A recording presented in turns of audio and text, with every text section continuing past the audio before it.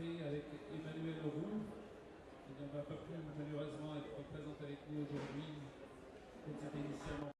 Je vais demander de l'excuser. Donc, qui a créé avec Emmanuel Roux 2 Fab Labs, celui de l'université de Cergy-Pontoise et les Porches du possible en Vendée. Donc, Laurent, un entrepreneur, un professeur, un auteur, un développeur et un bricoleur. Voilà. Et Bernard Stiegler, philosophe, qui a axé sa réflexion sur les mutations actuelles, sociales, politiques, économiques, psychologiques, et qui a porté particulièrement son regard sur le développement technologique, particulièrement sur le numérique. Donc c'est le fondateur et le président du groupe de réflexion philosophique Ars Industrialis, et il dirige également l'Institut de recherche et d'innovation qu'il a créé dans le cadre au sein du centre Georges Pompidou. Voilà. Donc, révolution du numérique, ça veut dire qu'on va parler de la place de l'homme dans le processus de production et voir comment notamment les technologies du numérique, notamment dans ces dernières évolutions, amènent des ruptures par rapport au modèle dominant jusqu'alors. Et on va parler d'économie de la production, de la contribution, pardon.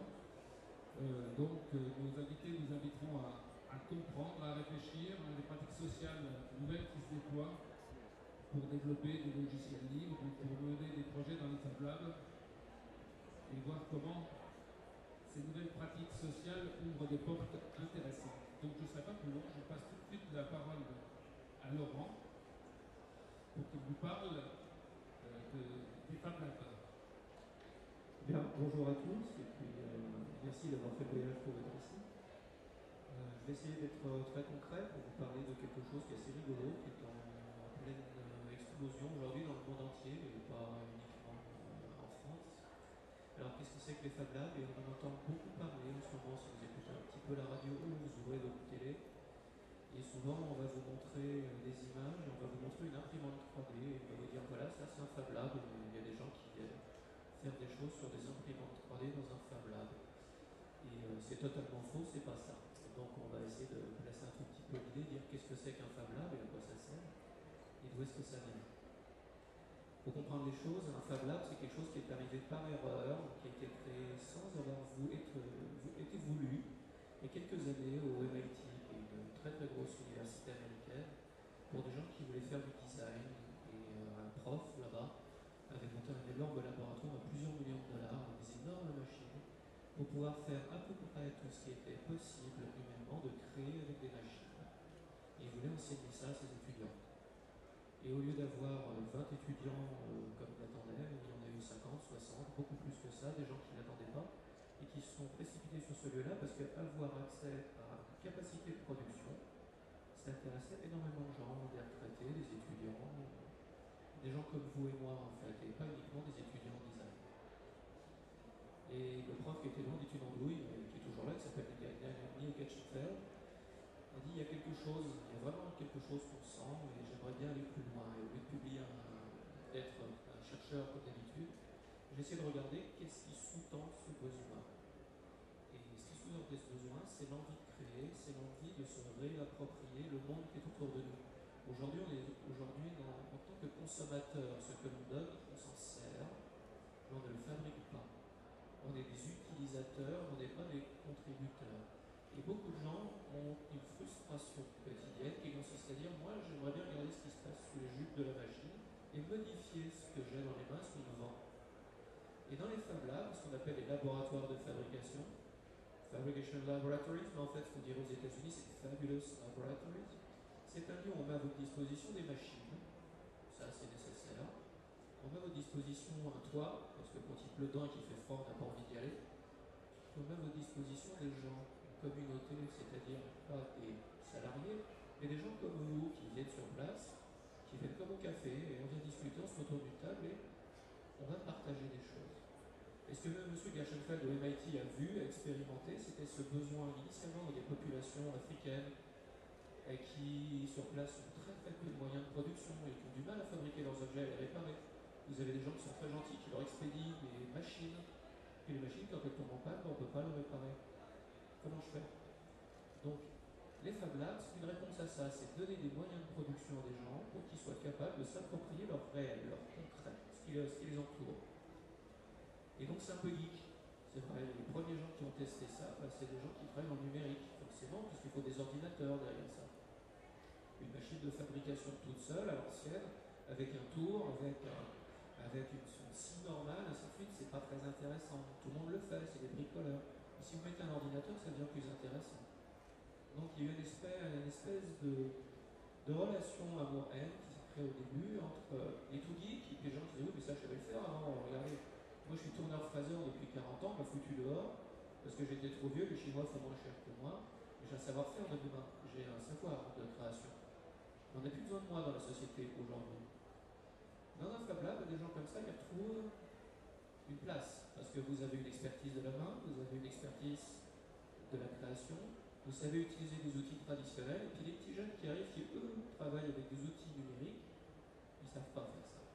Et eux, ils sont très bons pour faire des plans sur des ordinateurs, mais pour créer un objet concret, et bien tout de suite ça s'arrête.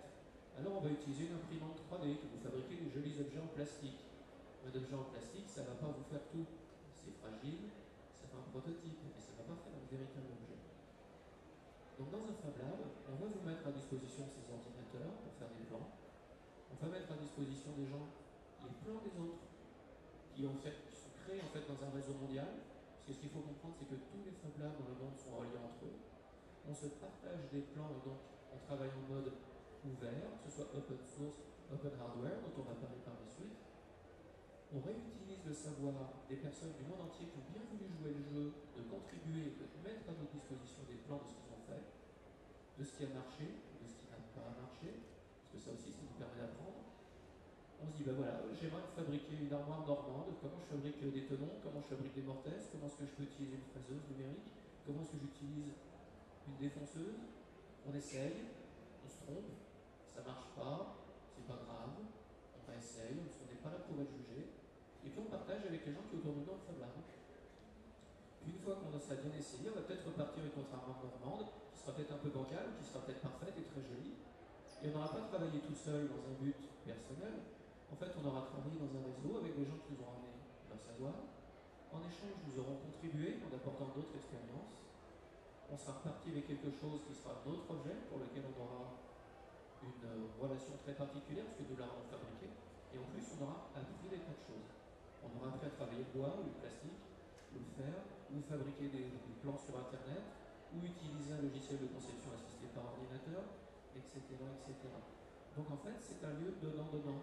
Je viens utiliser des savoirs, j'utilise des machines, je redonne en échange ce que moi j'ai appris, ce que moi je contribue dans ce lieu. Et bien entendu, si je me débrouille bien, si je documente bien mon travail, quelqu'un ailleurs dans le monde pourra s'en ressentir.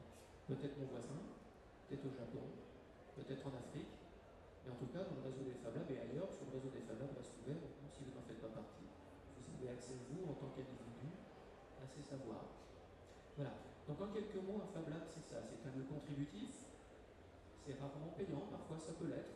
Ça peut être associatif. Ça peut être dans le cadre d'une entreprise. Ça peut être dans le cadre, comme la part du Fab Lab qu'on a créé avec Emmanuel, dans une université.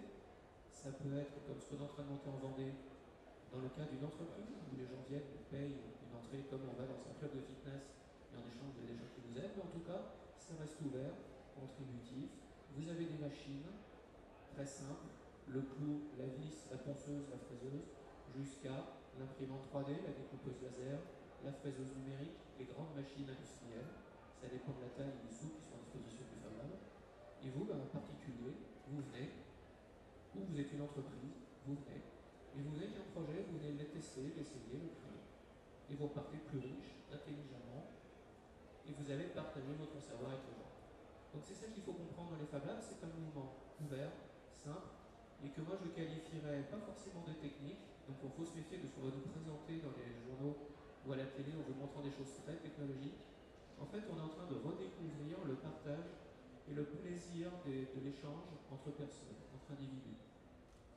Et surtout le plaisir de refaire des objets, de savoir créer et de savoir s'approprier notre environnement. de ne plus être des consommateurs, mais des gens qui contribuent à leur univers. Voilà, ça c'est relativement simple à comprendre, et je pourrais vous en parler des heures et des heures et des heures. La seule manière en fait de comprendre ce que c'est tout simplement de le vivre. Et comme c'est un lieu, on ne vous demande rien, on vous vend rien, vous y venez juste par plaisir. Ce que je vous conseille, si ça vous intéresse un tantinet, et sans doute puisque vous êtes là, c'est de regarder auprès de vous quel est le Fab Lab le plus proche, ou le hackerspace, ou le makerspace, ou comme ce que les gens vont appeler ça. C'est de pousser la porte avec un grand sourire, dire voilà, je m'appelle un tel, j'ai telle envie, est-ce que je peux venir faire réaliser ça chez vous? On va vous dire oui, installe-toi, qu'est-ce que tu as besoin d'apprendre, qu'est-ce que tu peux apporter à notre communauté. Et puis en général, ça se passe très bien. Voilà, c'est en quelques mots juste pour vous planter un décor. Je serai ravi par la suite, dans la suite du débat, à répondre à des questions si vous en avez, mais le terme Fab Lab, essentiellement, c'est ça. Et c'est pas ce que vous avez vu à la télé avec des imprimantes 3D qui fabriquent des petits objets en plastique très rigolos, et c'est pas la finalité. Donc, on ne va pas parler économie de la contribution si vous proposez d'y participer et de contribuer, mais on va rester forcément dans un cadre assez contraint, puisqu'on a un horaire à respecter et puis une thématique également qu'on veut suivre. Alors, je vais ouvrir une fenêtre de 5 minutes pour vous permettre de faire part de vos retours d'expérience, de vos questions. Si vous avez des points de vue à exprimer ou des questions à poser, je vous propose d'une part de lever la main, qu'on mesure l'ampleur du sujet, et puis d'autre part de vous mettre finalement en rang. Je ferai passer le micro et vous pourrez donc vous faire part de vos points de vue ou de vos interrogations. S'il n'y a personne, c'est pas grave, on enchaîne et puis il y aura une autre fenêtre ouverte plus tard. Donc y a-t-il des volontaires? Monsieur?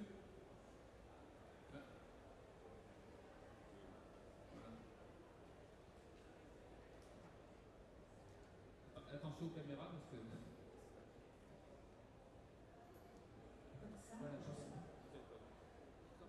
Voilà, excusez ma question très mauvaise. Donc moi j'ai vu de la publicité, comme vous dites, donc j'avais téléphoné à un endroit, bon, je dis pas lequel, et puis on me dit écoutez, vous pouvez venir, mais nous quand même, on est là pour avoir des activités rentables entre guillemets, pour nous permettre de nous autofinancer.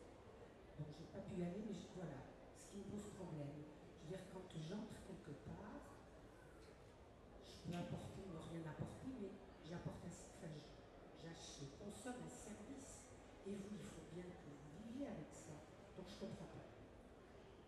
Excusez la question. Donc ça c'est le côté économie des lieux.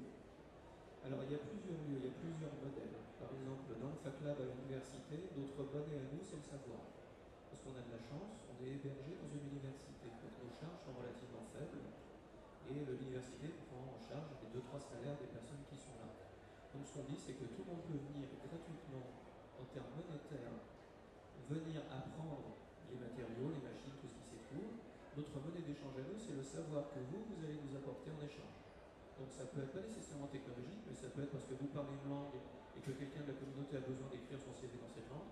Ça peut être vous êtes une très bonne couturière et on a besoin de savoir coudre quelque chose pour faire des objets connectés.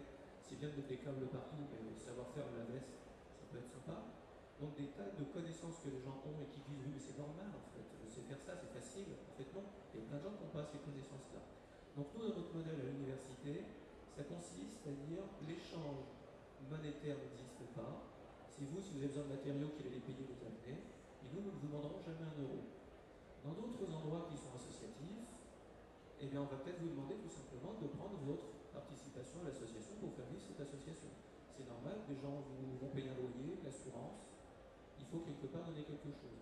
Et c'est en général des lieux qui ne sont pas là pour faire du fric sur les gens, ce sont des gens qui travaillent généralement à coup coûtant.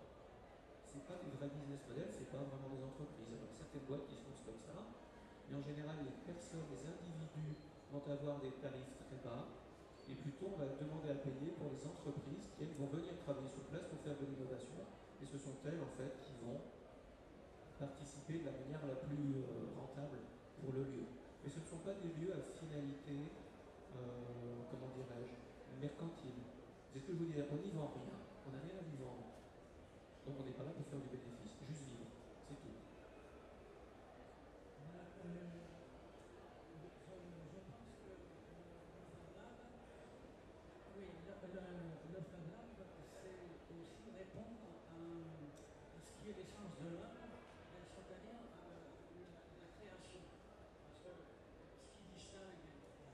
pense qu'il distingue l'homme de l'animal, c'est qu'il peut créer, ce qu'il en a fait d'ailleurs depuis qu'il est sur Terre.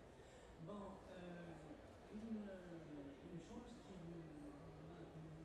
m'interroge, je pense qu'on discutera plus tard, mais je pense que c'est une révolution dans le mode de production qui s'annonce.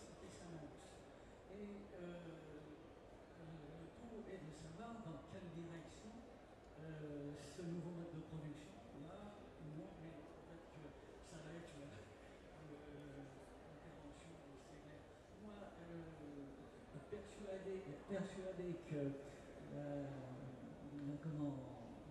du pouvoir de ce nouveau mode de production, j'ai proposé à la municipalité de Saint-Denis, dont j'habite, de faire des ateliers, puisque l'idée de la municipalité, c'est d'avoir des maisons de quartier et des ateliers. Déjà, ils ont fait avec d'autres des productions différentes, mais pas dans le genre des faveurs. Donc, ce que je pense, c'est qu'on pourrait faire dans cette maison de quartier des ateliers qui seraient de production, de consommation et d'éducation populaire, puisqu'en fait, c'est aussi l'éducation populaire partagée. C'est tout. Merci. Donc, je vais passer la parole à Bernard Stiegler en lui posant une question qui va faire le lien. Est-ce que vous trouvez, Bernard, que dans ces pratiques sociales, ces nouvelles pratiques sociales qu'on doit se déployer dans les Fab Labs, il y a une filiation, un lien avec ce qu'on connaît dans le logiciel libre? Et pour vous, où est-ce que tout ça peut vous emmener? Je crois que tout ça, merci pour cette question, c'est la bonne question, je crois. Tout ça, ça témoigne, comme vient de le dire monsieur, des transformations du mode de production, et pas seulement de production, je dirais de ce qu'on appelait autrefois les rapports de production, les rapports sociaux. Une très profonde transformation qui est en cours. Dans le cadre, il y a eu raison de dire que les Fab Labs, ce n'est pas simplement les imprimantes 3D. En revanche, les imprimantes 3D déclenchent quelque chose. Et ils déclenchent quelque chose parce qu'elles permettent tout à coup de faire du prototypage à partir de technologies de conception qui communiquent très facilement sous forme de fichiers qu'on reproduit sans le moindre coût. Et à partir de là, ça permet d'inscrire une dynamique de, comme il a dit, open hardware, avec la fameuse carte Arduino, etc. Enfin bon, toute une logique qui vient du logiciel libre au départ, ou de l'open source, et qui permet de casser complètement, en réalité, les modèles qui viennent de la révolution industrielle, de la fin du XVIIIe siècle, jusqu'à pratiquement à la fin du XXe siècle.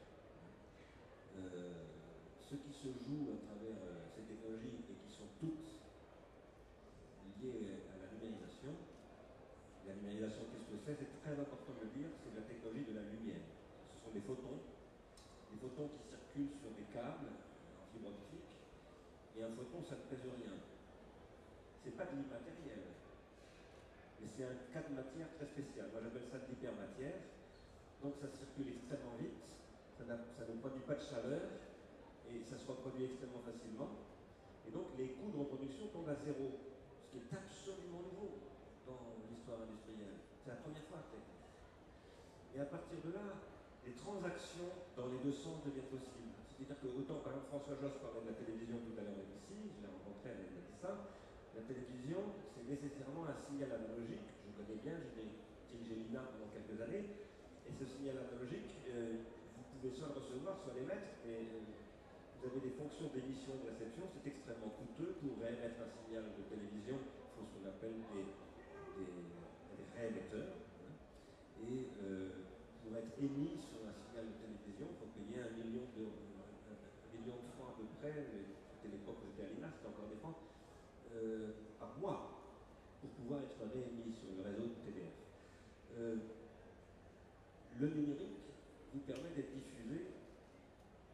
coût.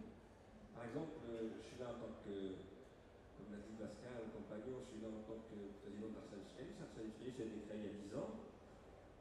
Il y a à peu près 50 000 personnes qui suivent Arsène Michellis.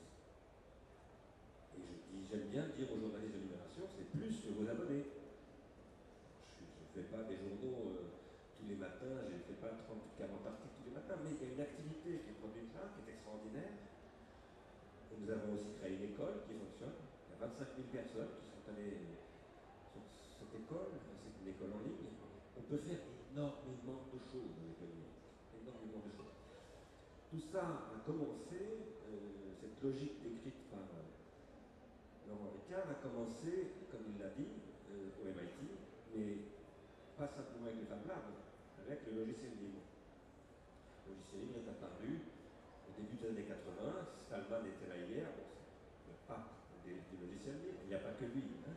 Tout cela a engagé un processus comme quelque chose qui est beaucoup plus connu de quasiment tout le monde aujourd'hui, Wikipédia, parce que presque tout le monde peut faire Wikipédia. Et Wikipédia, c'est un partenaire de l'institut que je dirige à Paris, vous parliez. Wikipédia, ça touche, je crois que c'est le 5e ou 4e site mondial, donc c'est colossal, hein, une audience absolument colossale. Ça sert à tout le monde, tout le temps. Moi, j'en suis encore servi ce matin, et je passe souvent 1 heure sur Wikipédia, à prendre des informations, à croiser des hypothèses. Donc ça produit une valeur économique absolument considérable, parce que je fais ça, François Hollande le fait aussi, vous le faites aussi, François Hollande, je ne sais pas, peut-être qu'il n'a pas encore compris ça. Mais quoi qu'il en soit, cette démarche, c'est la même logique que les Fab Labs, c'est la même logique que l'open source.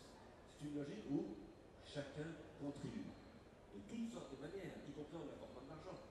Quand on vous dit contribuer, il y a des coûts fixes, c'est une contribution. Ce n'est pas un prix d'entrée, c'est une contribution. Les contributeurs peuvent apporter des idées, du matériel, des locaux, du fric, toutes sortes de choses, et puis un coup on apporte du fric, le lendemain on en prend, éventuellement aussi. Quoi qu'il en soit, tout ça, nous soutenons Arsène Michellis depuis 10 ans maintenant que tout ça est en train de mettre en place une nouvelle économie qu'en effet nous appelons l'économie de la contribution.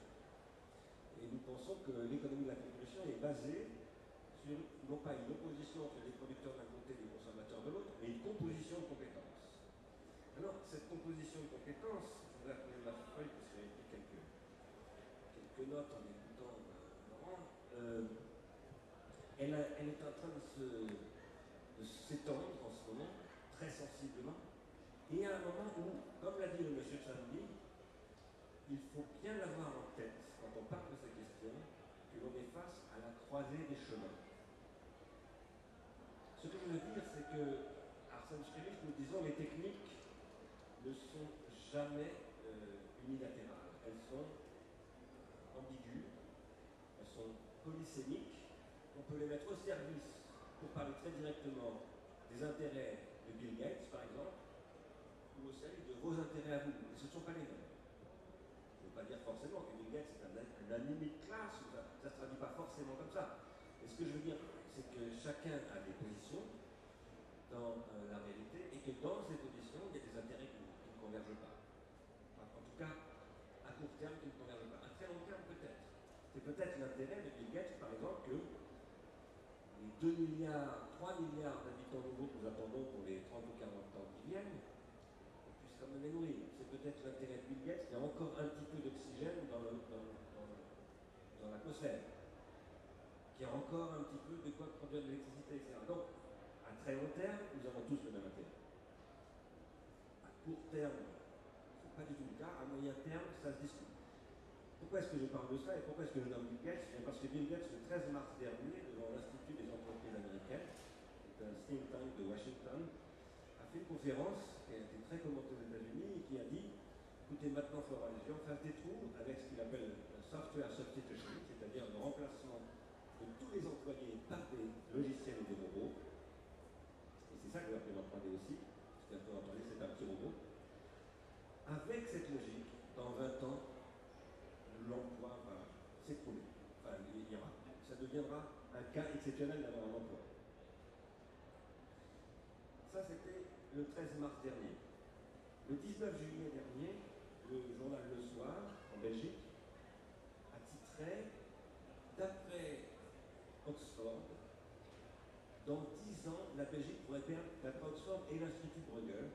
dans 10 ans, la Belgique pourrait perdre 50% de ses emplois. Si vous croisez tout ce qui est en train... Moi, je fais de la prospective, hein, donc je fais de la veille, ce qu'on appelle de la veille technologique. J'observe les processus de transformation. Nous travaillons en réseau avec de nombreux chercheurs, nombreuses entreprises, nombreuses universités. Si vous croisez toutes les enquêtes qui se mènent en ce moment, vous pouvez être certain que M. Hollande ne redressera jamais la courbe du chômage, parce que le chômage va exploser. Ça ne fait que commencer, le chômage. Et en effet, selon toute vraisemblance, entre 10 et 20 ans, l'Europe va perdre à peu près 50% des emplois. Là, j'ai cité la Belgique parce que le journal Le Soir a cité une enquête qui a été faite par le Bruegel Institut à partir des travaux de Oxford. Ils ont fait des travaux sur d'autres pays européens. Et tout tourne autour de 48%, 50%, 52% de disparition d'emplois. C'est colossal. Mais 50% de disparition d'emplois, qu'est-ce que ça veut dire? Ça veut dire qu'il n'y a plus de pouvoir d'achat pour une très grande partie de la population, qui d'ailleurs peut plus payer ses impôts et ses charges sociales. Et ça va donc dire que le modèle qui est apparu au début du XXe siècle, mis en place par Henry Ford, théorisé par Joseph Schumpeter, et qui n'a fonctionné vraiment qu'à partir des années 1930, lorsque Keynes a dit tout ça suppose un welfare state, une formation des gens, une éducation, une protection sociale, et une redistribution suffisamment importante de gains de productivité pour que les gens puissent acheter les bagnoles fortes, pour que les gens puissent acheter les cigarettes, machin, et du Coca-Cola. Eh bien ça ne marche plus. Parce que ça, d'abord, ça fait déjà longtemps que ça ne marche plus. Parce que le néo-capitalisme libéral dès les années 70-80 a dit qu'il faut regagner des marges de profit, et donc a fait des pressions sur les salaires en mettant les gens en concurrence les uns avec les autres, les pays en concurrence les uns avec les autres. Et du coup, on a mis en place des subprimes pour permettre aux gens d'acheter quand même, bien qu'il n'y ait plus de pouvoir d'achat. Et puis ça a créé la faillite de 2008. Ça a été le premier craquement d'un modèle que la social-démocratie et le Parti communiste français ont défendu pendant très longtemps. Et la CGT. Mais il faut le dire, c'est très important. C'est-à-dire que pendant très longtemps, et aujourd'hui encore, tous les militants disent nous sommes là pour défendre vos emplois. Eh bien, il va falloir apprendre à changer de discours. Je ne dis pas qu'il ne faut pas défendre les emplois, bien entendu. Hein. S'il y a une entreprise qui ferme et qu'il faut négocier avec les actionnaires qui rachètent par exemple cette entreprise et qui veulent mettre 1000 personnes à la porte, il faut se battre pour empêcher ces licenciements, autant que c'est possible. Et il faut être bien lucide sur le fait que, dans tous les cas, l'emploi va disparaître. Et par conséquent, si on a des revendications et des propositions à faire, ce n'est pas pour sauver les emplois, c'est pour inventer un autre mode de vie. Cet autre mode de vie, il repose, comme l'a bien dit Laurent tout à l'heure, sur le savoir. Ce qui se passe dans les Fab Labs, c'est qu'on produit du savoir et on le fait circuler. Nous disons à Arsène Simialis que, effectivement, dans les 10 à 20 ans qui viennent, l'emploi va devenir tout à fait marginal. Parce qu'on n'a plus besoin de chauffeurs. Vous allez me dire, monsieur, on a toujours besoin de chauffeurs. Non, on va plus avoir besoin de chauffeurs, ça c'est certain. Si vous regardez l'industrie automobile américaine telle qu'elle est en train de travailler actuellement, elle est bourrée, tous les camions sont bourrés de plus de capteurs, et c'est fait pour maintenant être piloté automatiquement par satellite, par des voies électroniques balisées, etc., etc. Il n'y a plus à avoir besoin de chauffeurs. Il n'y a plus besoin de caissières du supermarché. Si vous allez en Angleterre, vous verrez qu'il n'y en a déjà plus. Si vous allez aussi en Vendée, je me suis arrêté une fois en Vendée, au supermarché, il n'y a absolument plus de caissières et plus de manutentionnaires. Vous avez certainement entendu parler de ce journaliste anglais qui s'est fait embaucher chez Amazon il y a 1 an et demi, qui a travaillé pendant 3 ou 4 mois chez Amazon et ensuite a fait un grand papier dans un grand journal anglais en disant que c'est un enfer. C'est un scandale, les gens sont traités comme des esclaves, c'est pire que le 19e siècle. C'est vrai. Mais Jeff Bezos a répondu, d'accord, pas de problème, de toute façon j'ai prévu depuis très longtemps de tout automatiser, c'était provisoire pour les employés. J'ai tout conçu, il y a des entrepôts comme ça, et si vous voulez regarder ces entrepôts, vous regardez les plans, tout a été conçu pour que les robots puissent absolument tout faire. Donc il licencie. Il vient de mettre en place 10 000 robots dans ces entrepôts. Et ça va continuer dans absolument tous les domaines.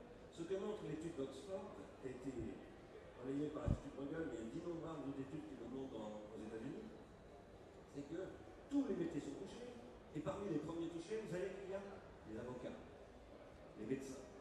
Parce qu'on dit toujours, ah oui, c'est les pauvres qui n'ont pas de boulot, qui n'ont pas de qualification. C'est archi faux. C'est archi faux. On est en train d'automatiser tous les processus. Et d'ailleurs, lorsque M. Greenspan a été provoqué aux États-Unis, à Washington, en 2008. Le 23 octobre, on a dit, mais qu'est-ce que c'était? Comment vous avez pu laisser faire tout ça? Les subprimes, les swaps, les Madoff, l'effondrement des Lehman Brothers, et tout est automatisé. On ne maîtrise plus rien. On ne sait même plus ce qui se passe. Et moi, j'ai fait ce qu'on m'a dit, parce que les prix Nobel d'économie disent qu'il faut tout automatiser. Et il a conclu, il dit maintenant j'ai réfléchi. C'est très dangereux, cette logique. Alors, pourquoi est-ce que je vous raconte tout ça? C'est parce que moi je crois que le numérique, c'est une énorme transformation qui est en train de se produire et qui apporte une perspective extraordinairement intéressante. C'est que tout le monde ait du temps pour faire les choses intéressantes. Il se trouve que, il ne vous a sûrement pas échappé, que la planète est confrontée à de très très gros problèmes. Et par exemple, je vais vous donner un exemple. Il y a eu un slogan dans le Parti communiste disant il faut arrêter de prendre du coca. Il faut arrêter de boire du coca, il faut boycotter le coca. Et puis j'ai une amie, moi, qui est membre du parti, qui m'a écrit en disant si tu passes à la fête du vin, tu devrais leur dire c'est très bien, mais pourquoi il y a de coca dans tous les stands de la fête du vin? Alors elle posait la question à des camarades, et les camarades lui ont répondu c'est l'habitude, on va au supermarché, puis. Et oui, c'est l'habitude. C'est l'habitude du consommateur. Et vous avez des habitudes comme ça en pagaille et vous ne voyez même pas. Parce qu'en tant que consommateur, vous êtes irresponsable. Un bon consommateur, c'est un irresponsable. Si on veut que la planète demain s'en sorte, il faut qu'elle devienne responsable. Les Fab Labs, c'est intéressant parce qu'on y développe de la responsabilité. On partage des responsabilités. L'économie de demain, si les gens n'ont pas de quoi manger, elle ne marchera pas. Si vous avez des robots qui produisent, qui augmentent la productivité, mais qu'il n'y a personne pour acheter ce que produisent les robots, ça ne peut pas fonctionner. Il y a donc un problème de redistribution. C'est le problème que Keynes a résolu en 1933 avec Roosevelt sur un modèle qui était le modèle consumériste, appuyé sur les industries culturelles pour développer le mode de vie américain dans le monde entier. Il avait de très bon côté. Il avait de très bon côté parce qu'il a effectivement apporté des machines à laver pour les mères de famille, comme la mienne par exemple, qui avait 5 enfants et qui était absolument enchantée d'avoir une machine à laver. Et moi aussi j'étais enchanté qu'elle ait le temps de s'occuper de moi, parce qu'elle avait besoin de faire la lessive pour 5 pauvres, ça lui prenait 1 heure par jour. Donc, ça n'a pas été que négatif. Mais ça ne fonctionne plus de toute façon. Ça ne fonctionne plus et il faut produire un autre modèle. M. Gates, lorsqu'il a présenté ses problèmes devant l'Institut d'entreprise américaine, a dit moi, je vous préviens qu'il y a un gros problème qui arrive et donc il a dit je m'adresse aux États du monde entier, voilà, il a dit ça comme ça, les États du monde entier, pour leur recommander de baisser les charges sur les salaires, de supprimer les charges sur les salaires, de supprimer les taxes sur les entreprises, parce qu'il faut maintenant que les employés soient très très concurrentiels avec les robots. C'est-à-dire que la réponse de Bill Gates, c'est de dire on va encore diminuer le pouvoir d'achat, on va encore aggraver le problème pour lequel on a introduit les subprimes. Et ça, c'est ce qui va, vous pouvez en être sûr, dans les semaines qui viennent, c'est ce qui va être répété partout, par tous les responsables, experts de l'économie planétaire.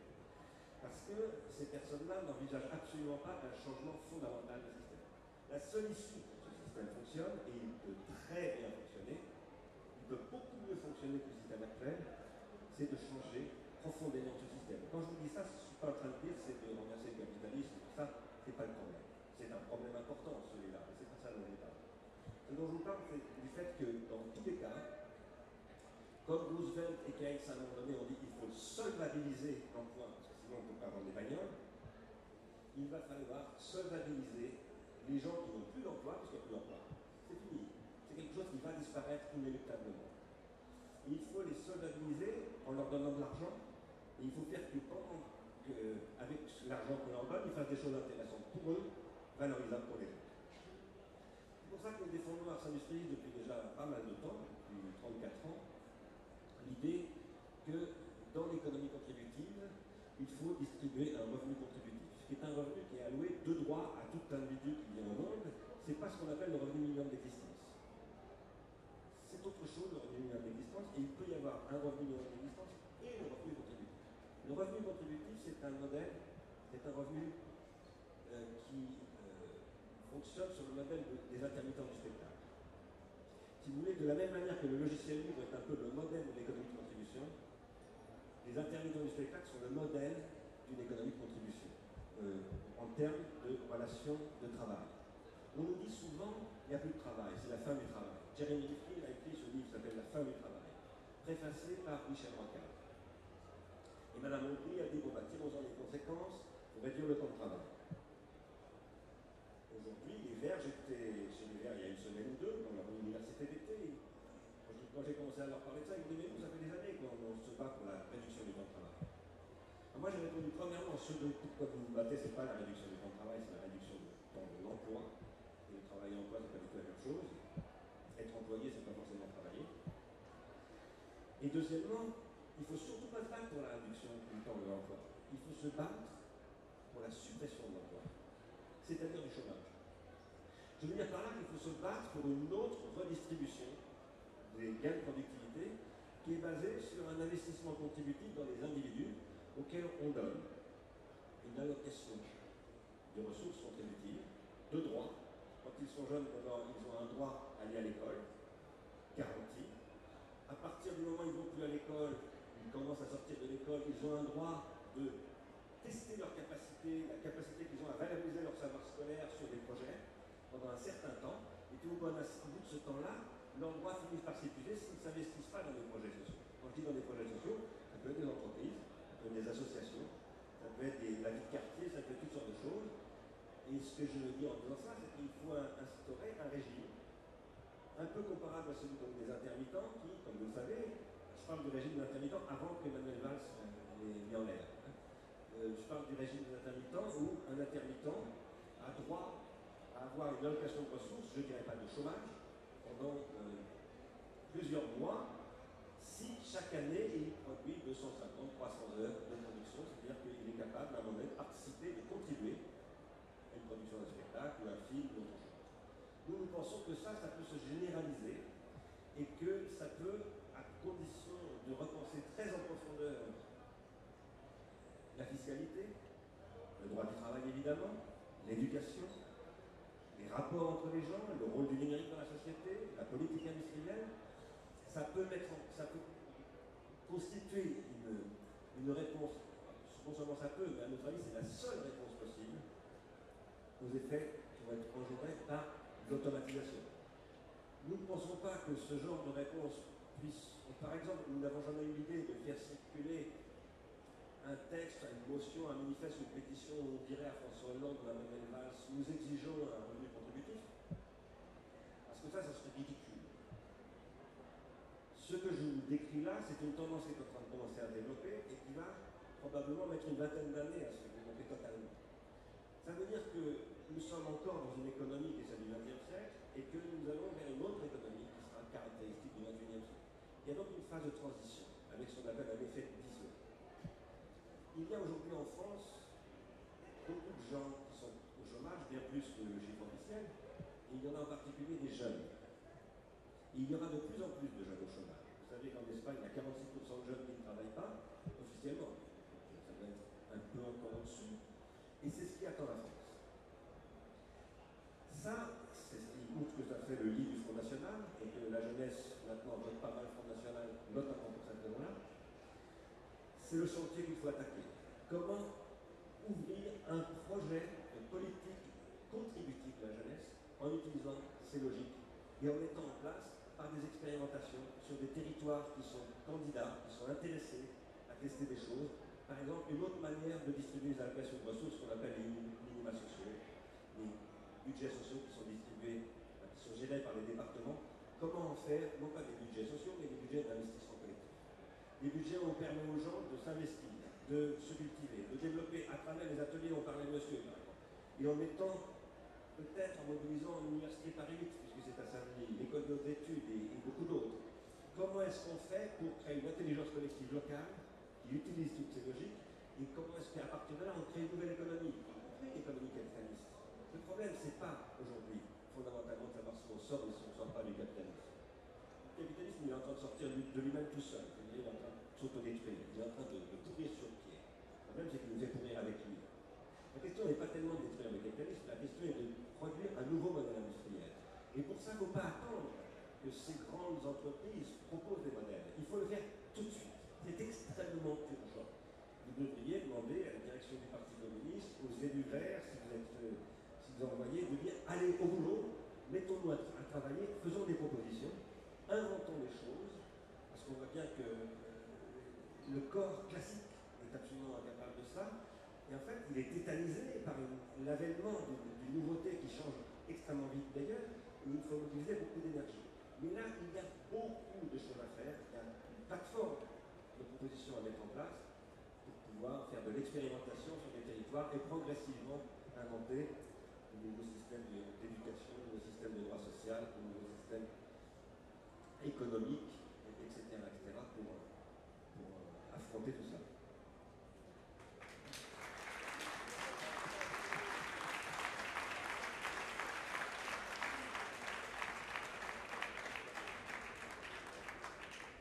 Laurent, oui. Alors, parce que Bernard parle extrêmement bien, je vais être très humble parce que je lui passe sa structuration mentale pour remettre toute cette perspective et avoir un regard très incisif. Est-ce que je peux juste apporter, parce que c'est un tableau qui est assez noir qui est dessiné, mais c'est un tableau qui aujourd'hui est réel, c'est-à-dire, Bernard n'a pas inventé ça dans le montage de sa tour d'ivoire. Au quotidien, et quand on le voit, le mouvement des Fab Labs, c'est les seules choses dans lesquelles je puisse parler avec, entre guillemets, expérience, c'est que ça se vit aujourd'hui dans le monde entier. Là, je représente 2-3 Fab Labs français. Quand vous discutez avec des gens à Barcelone, en Asie, au Brésil, aux États-Unis, en Afrique, tout le monde a le même discours. Tout le monde dit ça, et tout le monde vit ce problème. Et la réponse, qui moi je trouve encourageante, c'est qu'on est tous dans le monde entier en train de réinventer nous-mêmes, et pas en attendant que quelqu'un nous le dise, en nous imposant une solution. Et les gens, la société civile est en train justement de chercher des solutions de ce type-là. Et donc les Fab Labs, et pas uniquement, sont une approche, une expérience qui cherche justement de manière parfois imparfaite, parfois intéressante, d'apporter une réponse concrète à ces besoins. On sait qu'on est arrivé au bout d'un cycle, on sait qu'on est arrivé au bout d'une économie, on est arrivé au bout d'un monde, qui devant nous va être l'inconnu, comment on va l'inventer. Et donc des tas de gens comme vous et moi se prennent par la main en disant je vais essayer, puis je vais bien voir ce que ça va donner. Donc les Fab Labs sont une tentative de dire comment on réinvente l'éducation, comment on partage, comment on arrête d'aller à l'école en ayant des profs qui ont été formatés pour vous apprendre à devenir des employés, puisque l'éducation nationale aujourd'hui, c'est le fils de la révolution industrielle où il fallait fabriquer des employés. Comment est-ce qu'on casse ça? Comment est-ce qu'on est capable de revenir sur des notions de partage, d'économie collaborative? Parce qu'on sait, je dirais de manière viscérale, que c'est une solution. Donc, à côté de moi, Bernard a apporté la réponse intellectuelle. Moi, je peux vous apporter l'expérience viscérale des gens qu'on croise dans le monde entier. Ce mouvement aujourd'hui est en plein boom uniquement parce que viscéralement, on en a besoin et que les Fab Labs et les mouvements qui vont avec ça sont une tentative aujourd'hui d'inventer le futur. Alors, je ne sais pas où ça débouchera, hein, mais si les gens ici se prennent en main et justement vont voir autour d'eux en disant c'est une solution, allons-y, montons un Fab Lab dans nos quartiers, montons un lieu comme ça autour de nous, dans notre ville, dans notre société. En fait, ce sont des lieux sociaux, civiques, pédagogiques. Donc en fait, c'est la vie politique qu'on invente dans ces lieux-là. C'est la notion même de politique. Voilà.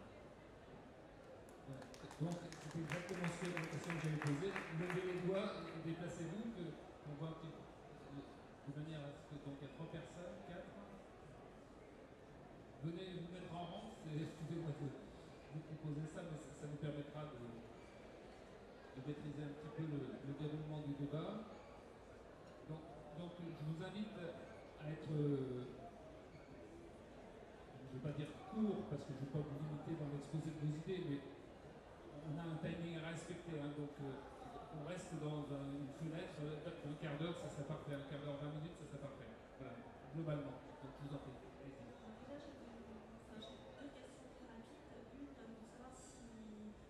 Connaissez, mais avoir votre avis sur ce que propose Bernard Friot et le réseau salariat sur le salaire à vie, justement. Première question. Et puis deuxièmement, j'avoue que moi je travaille dans une très grande entreprise, très très grosse, multinationale. Dire que le capitalisme pour sa fin, c'est vrai qu'il est à bout de souffle, mais on sent bien qu'il se bat jusqu'au bout. D'ailleurs, vous avez cité vous avez cité Bill Gates tout à l'heure, et aussi les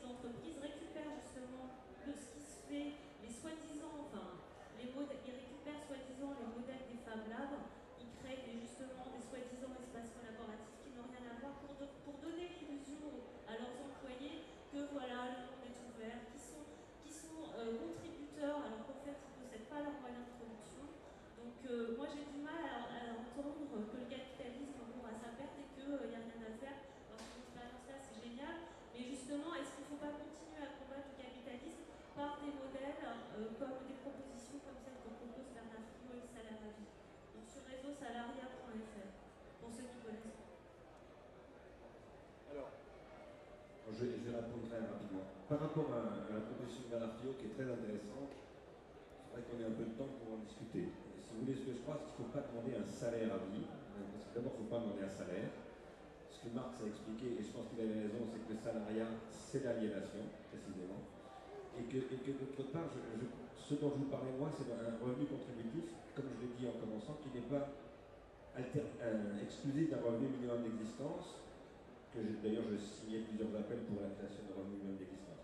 Mais je pense que le revenu minimum d'existence, c'est ça qu'ont en tête beaucoup les gens du capitalisme que vous combattez, c'est-à-dire de dire, d'ailleurs, Friedman, Milton Friedman, c'est le premier qui l'avait envisagé. Milton Friedman, qui est le plus ultra-libéral des économistes, l'école de Chicago, avait dit qu'il faudra distribuer un revenu minimum d'existence. Donc il faut bien avoir en tête que ça, c'est un point de vue du libertarien de droite, et que, je ne dis pas que c'est pas le point de vue de Friot, mais ce que je veux dire, c'est que je crois qu'il faut avoir une proposition qui n'est pas forcément exclusive à celle-là, mais qui est plus dynamique. C'est-à-dire qui crée beaucoup plus d'investissement de la part des gens dans un dispositif qui est le dispositif des intermittents. Pourquoi est-ce que je dis le dispositif des intermittents? Parce que c'est ce qui repose sur l'acquisition et la valorisation des savoirs. C'est ce qui incite les gens à développer et à valoriser leur savoir de 36 000 manières dans l'agriculture, dans tous les domaines. Et l'autre grande question, c'est la macroéconomie. Je ne suis pas en train de dire qu'il ne faut pas combattre le capitalisme, je l'ai combattu toute ma vie. Donc, depuis très longtemps, depuis que j'ai 16 ans. Mais ce que je dis, c'est qu'il ne faut pas se tromper de sujet. Le vrai sujet, c'est pas de dire les vilains capitalistes vont encore nous manger tout cru. Le vrai sujet, c'est de penser. Parce que quand vous dites c'est les vilains capitalistes qui ça vous empêche de penser. C'est une idée bien facile, bien simple. Oh, il y a des vilains qui sont là, qui s'appellent les capitalistes. Moi, je suis le gentil. Donc, tant que j'empêche les vilains d'agir, j'agis dans le sens de mes intérêts. C'est pas vrai du tout. Pour les raisons que je vous disais tout à l'heure, à long terme, non pas comme disait l'autre, nous serons tous morts, mais à long terme, c'est-à-dire à l'échéance de ce siècle, c'est la première fois dans l'histoire de l'humanité que des scientifiques, non pas des millénaristes qui vous annoncent l'apocalypse, etc., mais des scientifiques vous disent, si on ne change pas ce qui se passe en ce moment sur Terre, à la fin de ce siècle, la vie ne sera plus possible sur la Terre. Et donc, et très probablement, d'ailleurs, il y aura eu des conflits tellement violent que la vie ne sera plus du tout la même si elle existe encore. Ça, c'est une donnée fondamentale. Alors que Bill Gates considère qu'il est éternel, oui, mais vous ne devez pas croire ça. C'est faux. Et lui, il est dans son machin, c'est la plus grosse fortune du monde. Bon. Mais vous avez bien une conscience que ce n'est pas comme ça. Il est très important de ne pas se tromper de sujet. Il faut certainement combattre le capitalisme. Pour être très clair, ce dont je vous parlais tout à l'heure, ce revenu contributif, il faut bien trouver de l'argent pour le financer. Et la seule question pour moi, c'est la taxation du capital. Et une forte taxation du capital. Par ailleurs, ce que vous disiez sur les grands groupes qui disent on va faire des Fab Labs, etc., mais bien entendu, ces gens-là produisent beaucoup ce discours-là. Et par ailleurs, par rapport à ce que disait Laurent Ricard, il faut de la micro-initiative et tout, mais ça ne suffit pas. Il faut de la macroéconomie, bien entendu. C'est pour ça qu'il faut que les partis, dont le Parti communiste français, s'emparent de ces sujets en créant des plateformes alternatives. Mais ça veut dire qu'il faut savoir qu'il ne faut pas parler de salariat. Là, dans ce dont je vous parle, ce n'est pas du salaire. Et il faut lire Marx. Marx dit on ne sortira vraiment de l'aliénation que quand on sera sorti du salariat. Et ça ne repose pas sur un salaire. Une rétribution contributive, ça n'est pas un salaire. Bon, après, Bernard Friot, c'est très intéressant, il faut discuter avec, mais voilà, si vous voulez, si je ne reprends pas cette proposition-là, c'est parce que je pense qu'il y a quand même un sujet qui n'est pas très clair.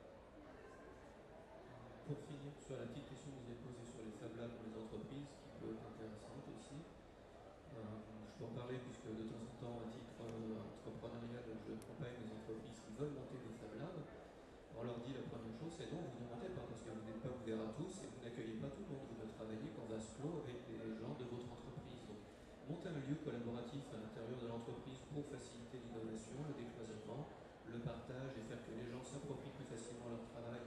Et ça, on peut aller plus loin dans la notion d'entreprise libérée. Par exemple, si vous ne connaissez pas, regardez un bouquin qui est sorti de M. Getz, GETZ, qui parle de l'entreprise libérée, qui est très intéressant. Des entreprises vont dire, voilà, il y a quelque chose, une appétence de la part de la société civile pour se reprendre en main. Donc, si ça marche, on va utiliser ça. Donc, j'ai un petit problème avec le mot Fab Lab qu'aujourd'hui, on va vous coller à toutes les sauces. Il y a même des gens qui ont fait, je ne sais plus quoi, des Fab Labs de musique, des choses comme ça, pourquoi pas. juste pas se tromper de